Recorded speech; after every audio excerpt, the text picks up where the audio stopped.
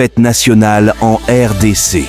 Félix Tshisekedi revient largement sur la situation sécuritaire dans l'Est. Le président de la République démocratique du Congo, RDC, Félix Tshisekedi, s'est exprimé dans la soirée de samedi à ce dimanche 30 juin, à l'occasion du 64e anniversaire de l'indépendance de son pays.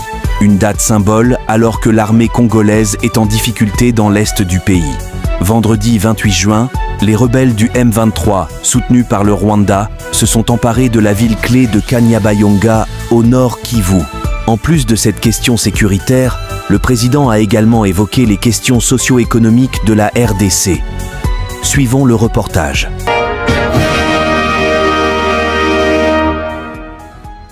Congolaises, Congolais, mes très chers compatriotes, le 30 juin, nous célébrons bien plus qu'un simple anniversaire. Nous célébrons l'âme de notre nation, sa force et sa résilience. C'est une célébration de notre liberté chèrement acquise par le courage et les sacrifices consentis par les pères de notre indépendance qui ont combattu sans relâche les affres du colonialisme pour que nous puissions jouir de notre liberté et de notre souveraineté. C'est ici le lieu de rendre un hommage appuyé à leur bravoure, à leur détermination et à leur vision lumineuse pour un Congo uni, libre et prospère. Aujourd'hui, nous sommes 64 ans plus âgés, 64 ans plus forts, 64 fois plus déterminés à poursuivre l'œuvre de nos pères fondateurs. Le cheminement de notre nation nous renseigne que l'indépendance chèrement acquise est certes un choix délibéré de responsabilité, mais elle ne devient véritablement un acquis que lorsque nous en faisons un pari ambitieux, celui de la volonté inébranlable de tout un peuple d'aller toujours vers le progrès économique et social pour un bien-être durable. Elle est un combat continu qui exige notre unité, notre solidarité et notre engagement pour un avenir meilleur pour tous. Mes très chers compatriotes, cette commémoration est marquée cette année par l'installation effective des institutions de la République et des animateurs issus du 4e cycle électoral qui a connu pour la première fois la participation d'une partie de nos compatriotes vivant à l'étranger. Ce processus est appelé à s'étendre à l'ensemble de la diaspora congolaise à travers le monde. Je me réjouis de célébrer notre marche collective vers la consolidation de la démocratie et la promotion de l'état de droit dans notre nation. Il est crucial que nous reconnaissions l'importance de ces valeurs fondamentales pour assurer une société juste, équitable et prospère pour tous. Mes très chers compatriotes, le défi sécuritaire auquel nous sommes injustement confrontés est complexe et exige une réponse collective, courageuse et déterminée de notre part. En cette journée sacrée de notre indépendance, je ne peux passer sous silence la grave situation sécuritaire qui secoue notre pays. Ce qui se passe à Kanyabayonga, à Kaini, au village du sud de Lubero ainsi que dans les territoires de Rutshuru, de Nyiragongo et du Masisi, constitue une agression flagrante contre notre souveraineté nationale et la paix de notre peuple. En ma qualité de président de la République et commandant suprême des forces armées et de la police nationale, je tiens à vous assurer de ma détermination inébranlable à défendre l'ensemble de notre territoire et à rétablir la paix. Nos vaillants soldats sont en première ligne et ensemble, nous triompherons de cette agression injustifiée. À nos frères et sœurs de Kanyabayonga et des régions avoisinantes, je veux exprimer ma profonde solidarité et ma compassion face aux souffrances que vous endurez. Votre courage et votre résilience sont une source d'inspiration pour la nation tout entière. Soyez assurés que je mets tout en œuvre pour rétablir la sécurité et protéger nos concitoyens. Je viens de tenir un Conseil supérieur de la défense élargi et des instructions claires et fermes ont été données pour la sauvegarde de l'intégrité territoriale de notre pays. Ensemble, unis et déterminés, nous surmonterons ces épreuves et nous restaurerons la paix et la sécurité dans notre chère patrie. Mes très chers compatriotes, les forces extérieures hostiles qui agressent injustement notre pays évoquent le prétexte farfelu des supposées exactions commises contre les communautés rwandophones établies chez nous. Les justifications brandies par les auteurs connus de cette agression sont manifestement dénuées de tout fondement. Je tiens à rappeler fermement que la République démocratique du Congo, fidèle à son hospitalité légendaire, respectueuse des principes humanitaires et de ses obligations internationales, a toujours, depuis son accession à l'indépendance, accueilli par vagues de réfugiés venant des pays voisins.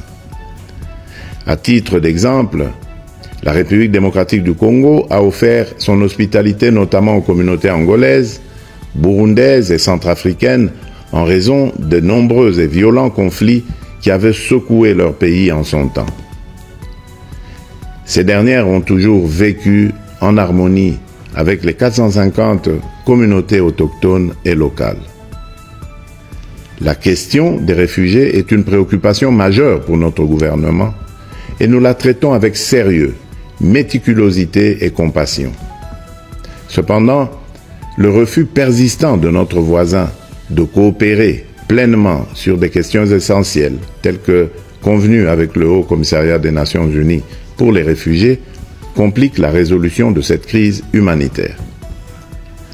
Prenant donc la mesure de l'héritage de notre indépendance, nous augmentons sensiblement les moyens de défense et de sécurité pour protéger avec plus d'efficacité nos frontières et nos populations.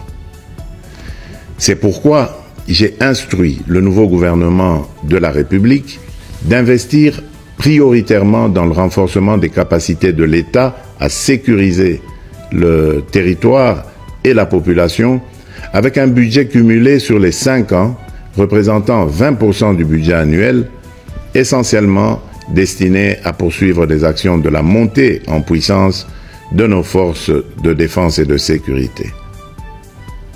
Honneur et courage aux vaillants soldats et combattants qui défendent loyalement la patrie au péril de leur vie. La nation ne vous oubliera pas. En cette période où notre nation est confrontée à des défis sécuritaires multiformes, j'en appelle à l'harmonie et à la cohésion de toutes les communautés pour unir nos forces, promouvoir la paix, le respect mutuel, afin de consolider la transformation socio-économique de notre pays. Debout, Congolais.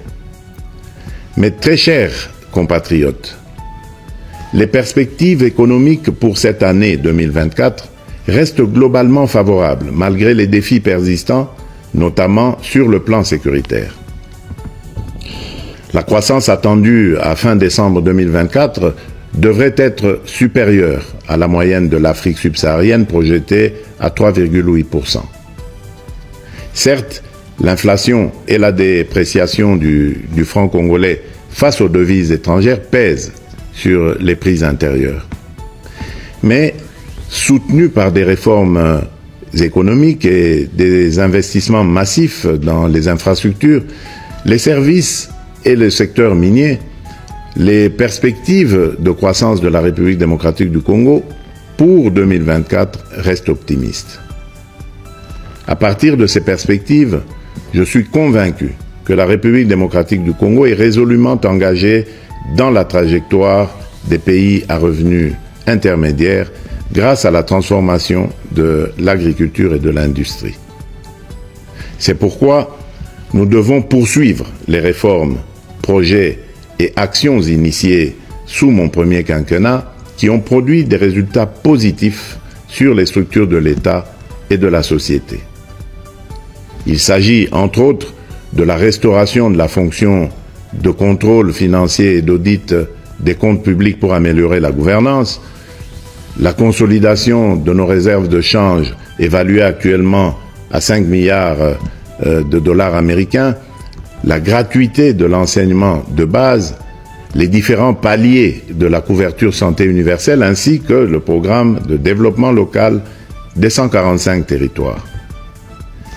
Ces acquis seront capitalisés par les réformes initiées pour assurer une transition vers une économie plus diversifiée grâce principalement à la transformation agricole et au développement des infrastructures dans le secteur des routes, des chemins de fer, du numérique et de l'énergie. Dans ce sens, j'ai instruit le gouvernement d'accélérer dès cette année 2024 le déclenchement de la deuxième phase de ce vaste programme minerai contre infrastructure qui va contribuer à la promotion du marché intérieur et à la création d'emplois. Pour illustration, ce programme d'infrastructure permettra de relier le sud et le nord du pays. Cela va non seulement consolider notre réseau national de transport multimodal, mais aussi améliorer sensiblement la qualité de la communication à l'intérieur du pays. De même, dans le cadre de l'amélioration de la mobilité dans les grandes villes du pays, je viens de lancer les travaux de construction de la route de contournement de la capitale Kinshasa, partant de la cité de Moudi et débouchant sur la route nationale numéro 1 par Badara, non loin de l'aéroport international de Njil. Mais au-delà de ces efforts encourageants, je suis conscient des difficultés sociales que rencontre la majorité des Congolais au quotidien. En ma qualité de garant de la nation, je peux vous rassurer que cette situation me tient à cœur et que rien n'arrêtera ma détermination à y apporter des solutions idoines et urgentes. Aussi, ai-je instruit le gouvernement à prendre des mesures nécessaires pour alléger le coût du panier de la ménagère et améliorer le pouvoir d'achat de la population. Mes très chers compatriotes, la véritable indépendance et la liberté découlent inévitablement du développement, fruit d'un dévouement et d'une prise de conscience profonde de nos responsabilités. Ainsi, en célébrant notre fête nationale, nous sommes tous interpellés à embrasser pleinement la maturité de notre nation et à assumer pleinement les devoirs qui en découlent. En tant que citoyennes et citoyens congolais, où que nous soyons, il est impératif de nous engager résolument pour promouvoir les valeurs de solidarité, de justice et de travail. C'est en nous appropriant véritablement de ces idéaux que nous prendrons pour de bon le plus bel élan, comme nous y invite notre hymne national, et ce, en vue d'ouvrir la voie à un avenir radieux pour notre pays, lui permettant ainsi de prendre sa place légitime parmi les nations influentes du monde. Bonne fête nationale à toutes et à tous. Que Dieu bénisse la République démocratique du Congo, son peuple et tous ceux qui l'ont choisi comme pays de résidence. Vive la République démocratique du Congo. Je vous remercie.